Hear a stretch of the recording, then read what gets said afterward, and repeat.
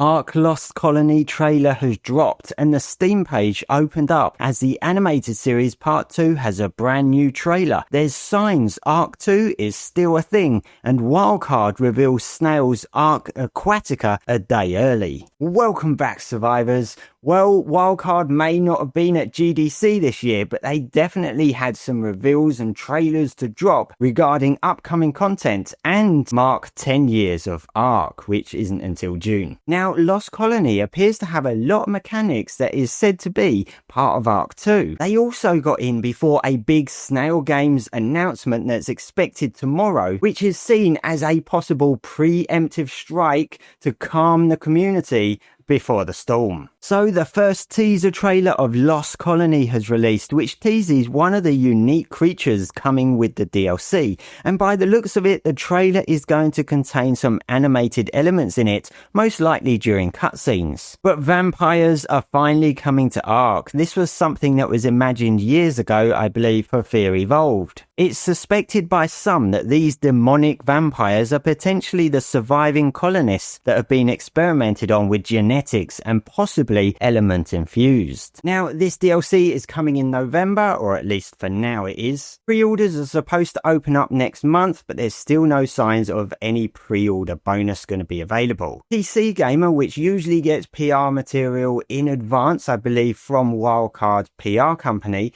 are saying that this DLC is going to cost $30, but we have yet to have any concrete confirmation on that from Wildcard themselves. But the Steam page has been set up and it contains this description. Confront the demons of Ark Prime, birthplace of the Arks. In ASA's first massive canonical expansion pack, Ark Lost Colony, as you follow in Mei Yin's footsteps through an intense journey into the heart of darkness, you'll unlock powerful lost character ability trees, befriend exotic tames, craft cursed tiers of gear, and master advanced new building systems. But beware, the frozen wastes of Ark Prime are not devoid of intelligent life. On the contrary, the city has become a war-torn battleground between twisted element-powered factions, seeking to undo what was accomplished at the end of Ark Extinction. Together with generations of heroes, you'll unite the past and the future of Ark. This is pretty exciting. You can see that they've actually added elements of Ark 2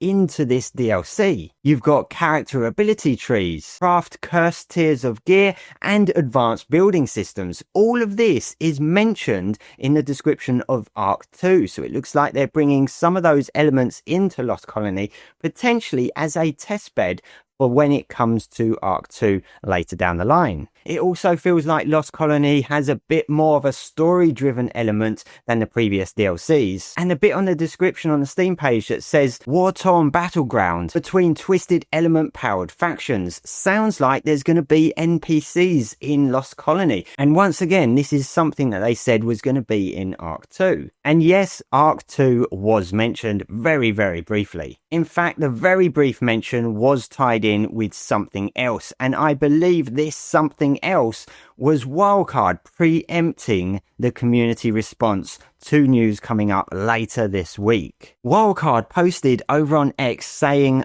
Ark Aquatica is being developed by Snail Games USA, Colorado. Please follow them for more updates. Studio Wildcard remains entirely dedicated to the production of Ark Survival Ascended and Ark 2. This has left people quite confused because there's not been any mention of Ark Aquatica before this post by Wildcard. And in addition to that, there is nothing else. There is no mention of it whatsoever. Nothing from Snail Games, nothing on their social media. Now, this is what I believe, and Rampy suggested it to me as well when I posted about it, is that Snail Games are likely prepping to make a big announcement about a potential Ark spin-off or another Ark type of game tomorrow at the GDC, because we know that Snail Games is going to be present at GDC, the Game Developers Conference, but Wildcard aren't.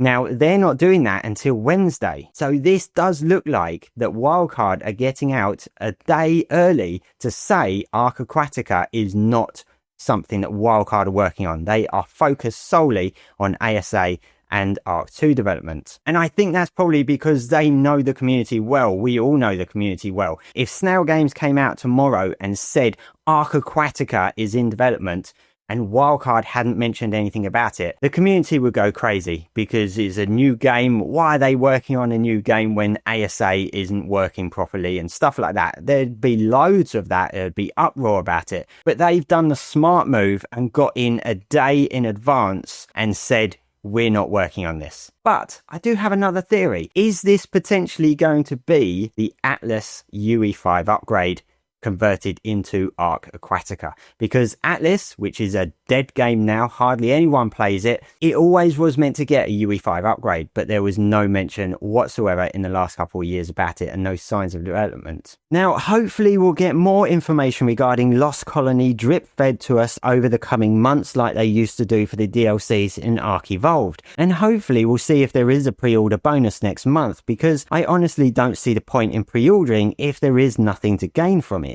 Just to quickly add in here, Dolly did mention that she hears us on the UE 5.5 news and now have news on that soon. I'd say most likely in an upcoming community crunch, but she didn't give any hints away whether it will be good news or not, but at least we know we'll hear mention of it soon. In other news, they dropped a new trailer for part 2 of the animated series, heavily starring Russell Crowe in this one. There's no release date announced for it, unfortunately, but it is expected to be arriving in June for Ark's 10th anniversary. But until we have an official date from either Wildcard or Paramount Plus, we'll just have to wait and see. Along with these trailers, they also dropped a 10 years of Ark video showing off all the content that's come in the Ark franchise over the past 10 years, taking us all down memory lane. Let me know at which point you join the Ark community. Some of you will be like me and have been here since day one. If there is any more news come out this week, I will keep you all informed. As I say, I will mention about Ark Aquatica